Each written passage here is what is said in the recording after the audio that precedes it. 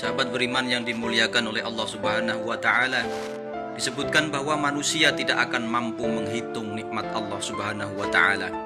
Karenanya tugas yang harus dilakukan seorang hamba adalah bersyukur. Hanya saja bagaimana aturan yang dibenarkan agama sebagai wujud terima kasih atas segala karunia yang diterima. Ketahuilah, bersyukur kepada Allah Subhanahu wa taala sesungguhnya tidak cukup kalau hanya mengucapkan alhamdulillah. Dari sejumlah keterangan yang didapat dari berbagai literatur, setidaknya ada 3 cara mensyukuri nikmat, yakni yang pertama melalui lisan, mengapresiasi syukur lewat lisan, yakni dengan ucapan alhamdulillah. Ini adalah sesuatu yang minimal yang harus dilakukan seseorang. Aktivitas lain adalah berkata yang baik-baik. Jadi orang yang bersyukur kepada Allah akan selalu menjaga lisannya dari ucapan-ucapan yang tidak baik. Mereka akan selalu berhati-hati dan berusaha untuk tidak mengatakan sesuatu yang membuat orang lain tersakiti hatinya. Orang bersyukur tidak keberatan untuk meminta maaf atas kesalahannya sendiri kepada orang lain, sebagaimana mereka juga tidak keberatan memaafkan kesalahan orang lain. Kepada Allah Subhanahu wa taala, mereka senantiasa bersegera memohon ampun kepadanya. Dan hal ini juga sesuai dengan perintah Allah Subhanahu wa taala dalam surat Al-Imran ayat 133. Wasari'u ila maghfiratin mir rabbikum. Bersegeralah kamu kepada ampunan dari Tuhanmu. Jadi memohon ampun baik kepada Allah Subhanahu wa taala maupun kepada sesama manusia memang tidak perlu ditunda-tunda. Lebih cepat tentunya lebih baik. Betapa banyak kerugian yang timbul akibat macetnya hubungan atau silaturahim antar sesama saudara, kawan, relasi, gara-gara persoalan memaafkan belum terselesaikan. Kemudian yang kedua, sahabat-sahabat beriman, yang kedua adalah melalui hati.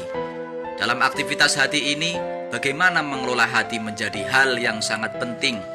Aktivitas hati terkait dengan syukur bisa diwujudkan dalam bentuk perasaan senang, ikhlas, dan rela dengan apa yang sudah ada. Orang-orang bersyukur tentu lebih mudah mencapai kebahagiaan dalam hidupnya, terlepas apakah mereka termasuk orang yang sukses atau mereka termasuk orang yang belum sukses. Syukur tidak mensyaratkan dan tidak harus dengan syarat orang itu sudah sukses ataupun belum. Manusia takkan pernah mampu menghitung seluruh kenikmatan yang telah diberikan oleh Allah kepada setiap orang, kepada setiap hambanya. Dalam surat Ar-Rahman ayat 13, bertanya kepada manusia, Fabi ayyi ala'i rabbikuma tukadziban. Nikmat Tuhanmu yang manakah yang kamu dustakan? Ayat tersebut, sahabat beriman, diulang berkali-kali dalam surat Ar-Rahman. Dan pengulangan ini tentu bukan tanpa maksud. Allah menantang kepada manusia untuk jujur dengan membaca dan menghitung kenikmatan yang telah Dia berikan, yang telah Allah berikan kepada kita semua. Bagaimana bisa kita bernafas, melihat, mendengar, serta bagaimana bisa merasakan dengan panca indera kita? Dari pertanyaan-pertanyaan seperti itu, kita sudah tidak mampu menghitung berapa kenikmatan yang terlibat di dalamnya. Maka barang siapa tidak bersyukur kepada Allah, sesungguhnya dia telah kufur atau mengingkari kenikmatan-kenikmatan yang telah diterimanya dari Allah Subhanahu wa taala. Sahabat beriman, dimanapun Anda berada, orang-orang yang bersyukur kepada Allah tentu memiliki jiwa yang ikhlas dalam melakukan dan menerima sesuatu. Mereka yang bersyukur tentu tidak suka berkeluh kesah atas aneka kekurangan atau hal-hal yang tidak menyenangkan. Kalangan yang bersyukur tentu lebih sabar daripada mereka yang tidak bersyukur. Memang untuk bisa bersyukur kita perlu kesabaran. Untuk bersabar kita perlu keikhlasan. Dengan kata lain, syukur, sabar, ikhlas sesungguhnya saling berkaitan.